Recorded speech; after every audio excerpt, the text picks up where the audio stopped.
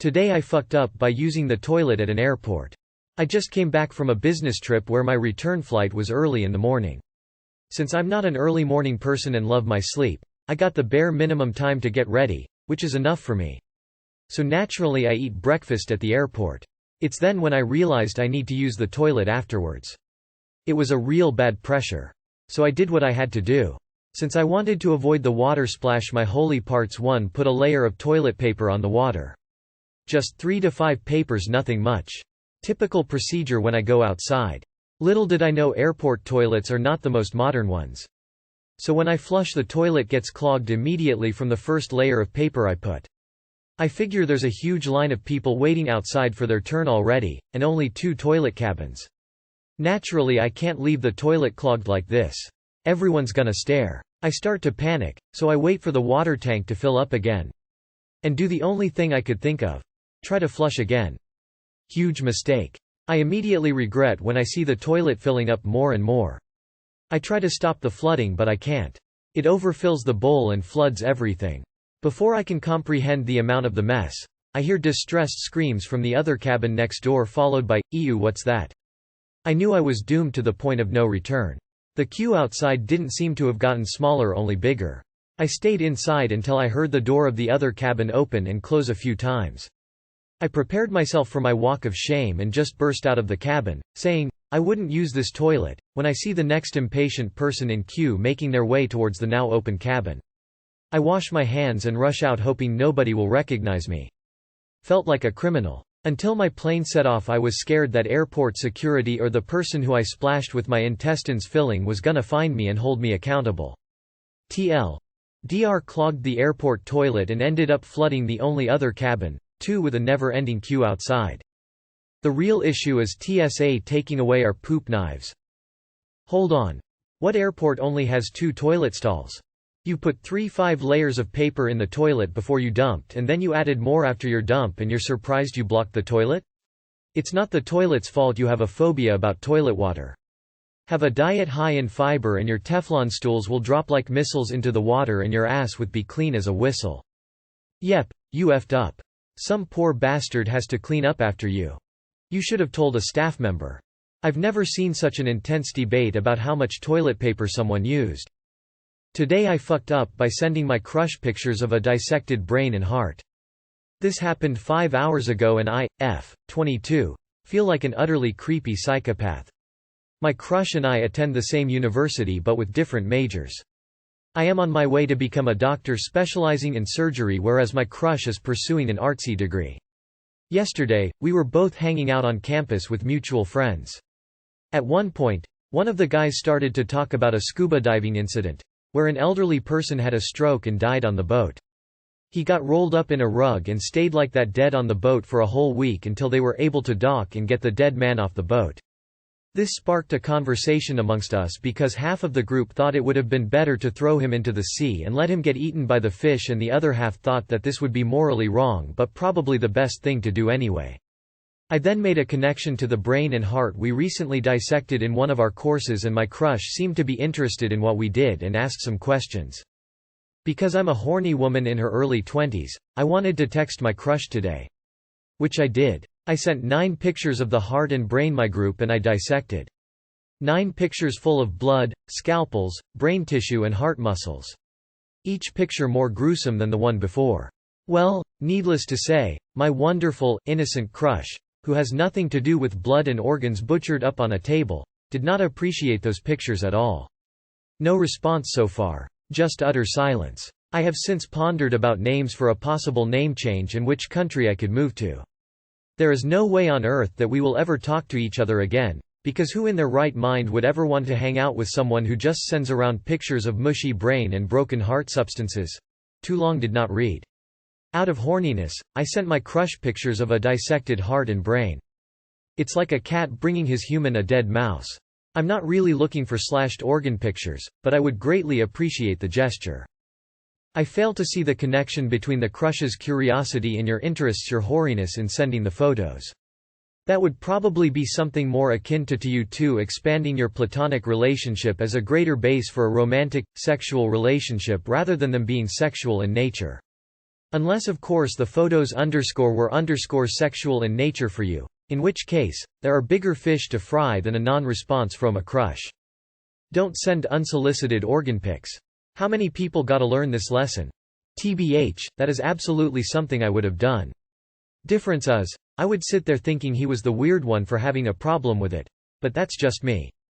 Not the asshole. As the owner of an artsy degree, I would have found that fascinating. I studied anatomy as part of my schooling, even visiting autopsy labs to see the real thing. He's doing you a favor. If you can't be yourself with him, don't bother. Today I fucked up by getting kicked out of my house for telling my parents I have ADHD. This happened yesterday and I still cannot believe it. And #X200B. So a little background before I start, I'm a 17-year-old and I've been going through symptoms of ADHD my entire life. I'm extremely jittery all the time, I randomly tick and say weird shit anywhere, and it's incredibly hard for me to focus at school and pay attention. My family has noticed this too, but they choose not to believe in mental disorders and instead make fun of me, just choosing to say shit like, "Do you have ADHD, ADHD boy," since I was little. I can never be honest with them about what I'm going through. I've even talked to the doctor about my symptoms around 2 years ago with my sister, and my parents got mad at me and started acting cold to me the whole week. I've been ignoring all these symptoms and just going through with my life up until now. And #X200B. I got hired 4 months ago at a boba shop and I honestly love it here. My coworkers are incredibly nice and they're around my age, so they're fun to talk to, and it's overall just a chill environment to be in. However, I keep fucking up and they're starting not to like me, especially the managers. Although I'm trying my hardest to not hold them back, I'm incredibly disorganized at work and always make small-ass mistakes. I sometimes mess up orders by putting the wrong drinks in, and forget instructions when I'm being told to do something, or I'm just losing focus and not paying attention. I've done this so often that my coworkers are even telling me that I'm so close to getting fired because of how many times I'm fucking up, but I literally can't control it, and at this point I've chosen to stop ignoring this and that I actually need help because the last thing I want to do is get fired from a job I enjoy. And #X200B. Fast forward to third period in my high school and I'm at my desk damn near breaking down and texting my oldest sister, we'll call her Julie, asking her what I should do. At this point it's fucking me up so bad that I'm seriously considering if I should just go to a doctor myself, which she agrees, but she tells me that I should tell my parents if it's really that bad. Since they've never listened to my issues in the past, I have really bad anxiety about telling them and decide that I can just handle it myself. I get home later and decide that I'll go tomorrow and get checked up early in the morning just in time for work. 2 hours later, I'm getting brought downstairs by my parents because they want to talk and ask if I'm okay. Knowing they don't give a fuck about my ADHD, I just shrug it off and say that I'm okay, but they know what I've been talking about with Julie because she told them to.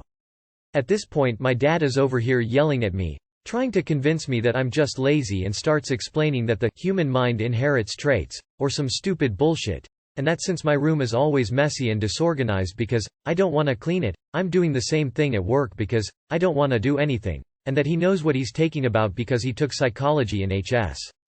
And my mom is agreeing with him for some reason? And #X200B. Of course, that's bullshit, and I'm trying to tell him it's not that, and that I'm missing out on small details or not paying attention because it's out of my control, and that I actually want to be there at work and that I try my hardest not to hold them back. Unsurprisingly, my dad responds back and literally says, even if you have ADHD it doesn't matter, and that I should just stop working if I'm holding them back and stop being lazy. And #X200B. At this point I'm in literal tears because I'm trying to be honest about my issues and they're shrugging it off again, and I start saying shit like, I just wanted your guys' support, comfort, or help. Apparently this is enough to make my dad snap, and he makes me to get in the car so he can drive me to the hospital, since I need help so bad, and starts screaming at me on the way there. Calling me an ungrateful piece of shit and that he works 12 hours a day for me and gives me everything I want, but I'm still asking for his support, and just berating me. This makes me snap as well, and I start screaming too, calling him a terrible parent and that every time I try to talk to them about my issues it ends up in the same way, and that both my sisters don't talk to him anymore because he treats us like this. Hearing all this shit, he changes his direction to my auntie's house, and promptly kicks me out, taking my phone and saying, "He'll have all my stuff for me tomorrow," and makes me spend the night here. So I currently have no way to call into my work, or sign into anything and update my friends because I have no phone, and now I'm stuck here at my auntie's. And #X200B. Safe to say I'll never talk to them about my issues again. And #X200B. Too long did not read. I keep making small-ass mistakes at work and spacing out when I am trying my hardest to help out because of my ADHD. Coworker said I am so close to getting fired. So I ask my sister about what I should do. They tell my parents and my dad tries to convince me that I don't have ADHD and that I'm just lazy.